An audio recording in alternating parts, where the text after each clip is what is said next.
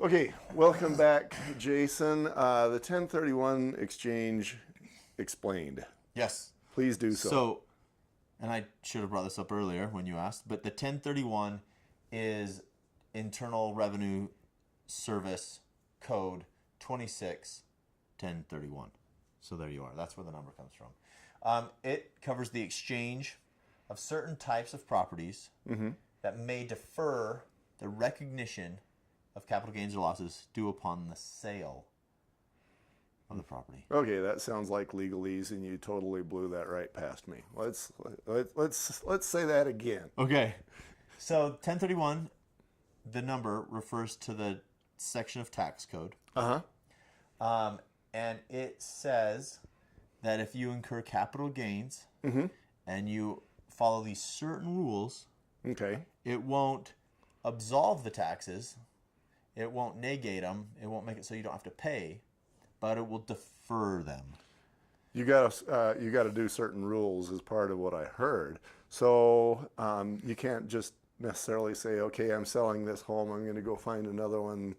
I don't know, 6 months from now, and I'm going to play the 1031 exchange game. Right. Because we don't, with a conversation like that, you don't know if the rules are followed, and the reality is they're not.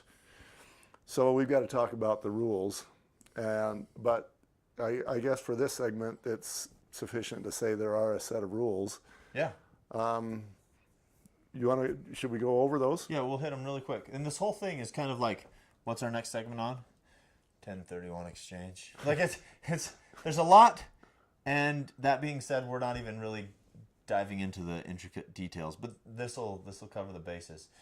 This tax code is protecting the capital gains, so the money you're making.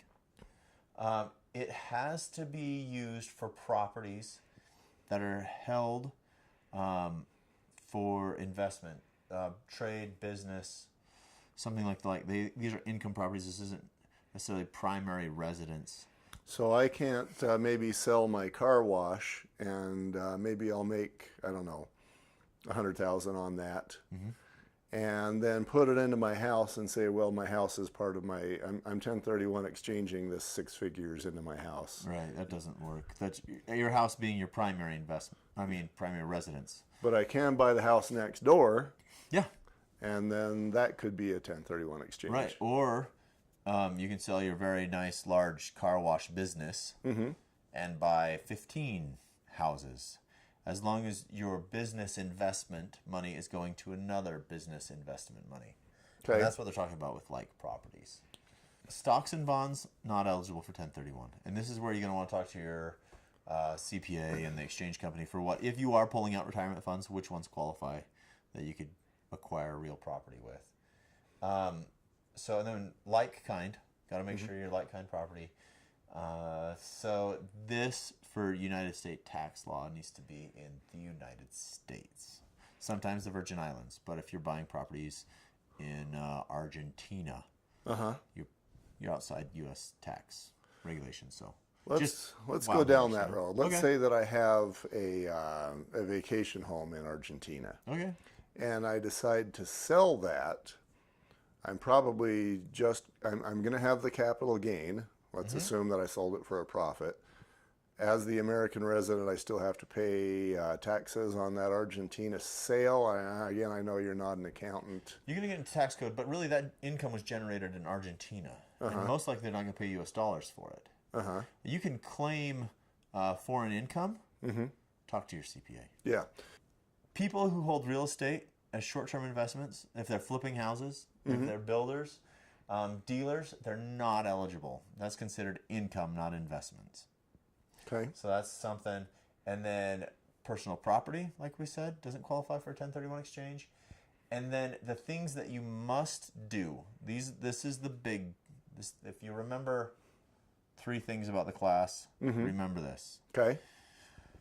The person who's doing the 1031 exchange has to state that they're doing a 1031 exchange. You want to put an addendum of the purchase contract. You want to make it known. So when they sell the property, that needs to be party to the 1031 exchange when they acquire the property. So they have to identify a replacement property within 45 days of selling the property. And then they have to acquire the new property within 180 days. 46 days doesn't work. 181 days doesn't work. I've worked on a few loans where people are doing 1031 exchanges. So they're selling a property, their gains are 100,000. They're taking all of that and putting it into a new property that they're buying for 200,000. So their down payment, I mean, they've got that 100,000 coming, and then they're getting a loan for another 100,000. If their lender tells them that they need a couple extra weeks, and they're at 178 days, blows the whole thing out of the water. Those days are hard and fast. You meet those days or nothing. Okay. So, and then the other thing, a qualified intermediary must be used. So they have to use a company that does 1031 exchanges. You just can't do your title company. You got to make sure the money doesn't come from the sale to your personal account to the other one. That'll kill you dead too.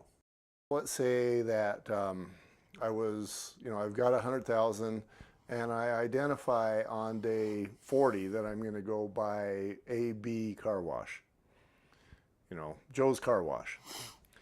And then Did Joe... you identify that you're doing a 1031 exchange in the very beginning? In the very beginning. You did? Yeah. Okay. All right. And then I identify Joe's Car Wash as the one I'm going to buy on day 40. Okay.